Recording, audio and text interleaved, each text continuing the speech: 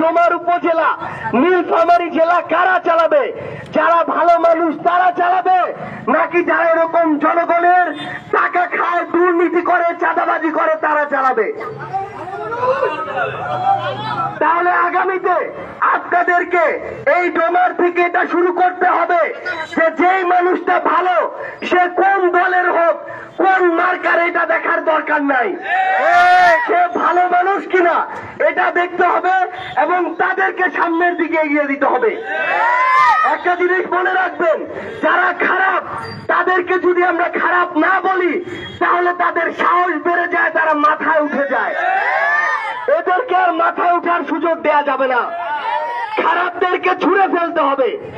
আমাদের বোনেরা আছেন, মায়েরা আছেন, আপনাদেরকে একটা বিষয় অনুরোধ করি, আপনারা দেশের এই মুহূর্তে জনসংখ্যার অর্ধে করে বসি, আপনাদেরকে গুরুত্বপূর্ণ সিদ্ধান্ত নিতে হবে। বাড়ির কেউ একজন এই মার্কায় ভোট দেয় বলে আপনারও সেই মার্কায় ভোট দিতে হবে, এটার দরকার নাই। আপনার নিজের বিবেক বুদ্ধি আছে, আপনি সচেতন, আপনি শিক্ষিত, আপনি দেখবেন যে কয়েকজন প্রার্থী আছে তার মধ্যে কে ওয়ালটন আবারও মিলিনিয়ার অফারে ওয়ালটন ফ্রিজ কিনে আপনিও হয়ে যেতে পারেন মিলিয়নিয়ার। মিলিনিয়ার ছড়াছড়ি দেশ জুড়ে, এটা শুধু ওয়ালটনই পারে। ভালো কে ভালো মানুষের জন্য কাজ করে, কথা বলে, তাকে আপনারা আপনাদের জায়গা থেকে সমর্থন দিবেন। আমরা আপনাদেরকে একটা কথা বলি, অন্ধ ভক্ত হওয়ার প্রয়োজন নাই। এনসিপি জাতীয় নাগরিক পার্টির কোন প্রার্থী বা প্রতিনিধি যদি ভালো কাজ করে তাকে ভোট দিবেন, না হয় তাকেও দেওয়ার প্রয়োজন নাই।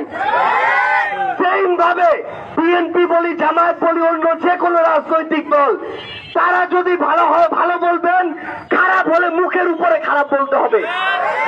এটা যদি না করেন তাহলে দেখবেন আবার আওয়ামী লীগ আমলের মতো রন্ধ্রে রন্ধ্রে প্রত্যেকটা অফিসে আবার আগের মতো শুরু হয়ে গিয়েছে। থানায় কিংবা ভূমি অফিসে কিংবা হাসপাতালে কেউ একজন সরকারি কর্মকর্তা কর্মচারী কিংবা পুলিশ বলেই তাকে সার করতে হবে, টাকা ছাড়া কাজ হবে না। মিডিয়া প্রকাশ্যে তাদের নাম ধরে লেখালেখি করবেন, আবার যে ভালো তাকে ভালো বলতে হবে।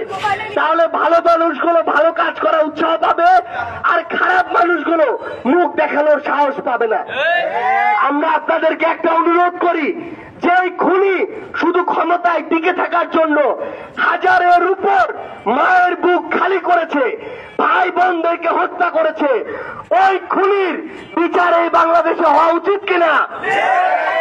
ওই খুনির বিচার নিশ্চিত না হওয়া পর্যন্ত অন্তর্বর্তীকালীন সরকার তাদের জায়গা থেকে যেন এটা চিন্তা না করে যে অন্য কারো হাতে দায়িত্ব দিয়ে চলে যাবে। আমরা এই বাংলাদেশে ওই খুনির বিচার দেখতে চাই।